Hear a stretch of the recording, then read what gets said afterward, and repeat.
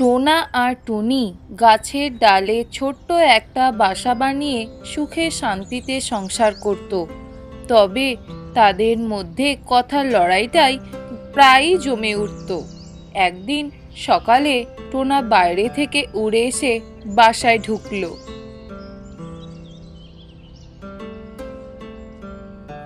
হায় রে, সারাদিন খাটুনি করে শস্য নিয়ে এলাম, আর তুমি গাছের পাতায় বসে ঘুমাচ্ছ?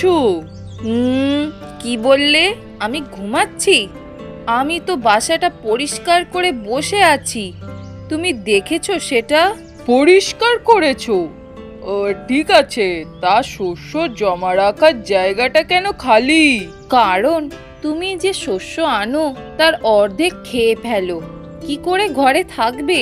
ওটা তো আমার পরিশ্রমের ফল, আমি না খেলে কিভাবে বাঁচবো? আচ্ছা আচ্ছা, পরিশ্রমের ফসল খাও, কিন্তু আমাকেও ভাগ দিতে হবে। আমি কি তোমার জন্য কম পরিশ্রম করি? আর আমি তো তোমার স্ত্রী। ঠিক বলেছ, সংসার মানে দুজনের একসঙ্গে খাটা। পরের বার আমরা একসঙ্গে খাবার খুঁজতে যাব, ঠিক আছে? পরের দিন সকালে টোনা আর টুনি দুজনেই শস্য খুঁজতে বেরিয়ে পড়ল। টোনা আকাশপথে খুঁজতে লাগলো আর টুনি স্থলপথে খুঁজতে লাগলো।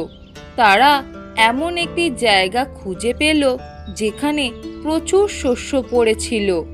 দুজনে মিলে খুশি মনে শস্য কুড়িয়ে ফিরে এলো। জানো টুনি, তুমি না থাকলে আমি অর্ধেক কাজও করতে পারতাম না। তুমি আমার আসল জীবন সঙ্গী। আর তুমি না থাকলে আমার কাজগুলো অসম্পূর্ণ থাকতো।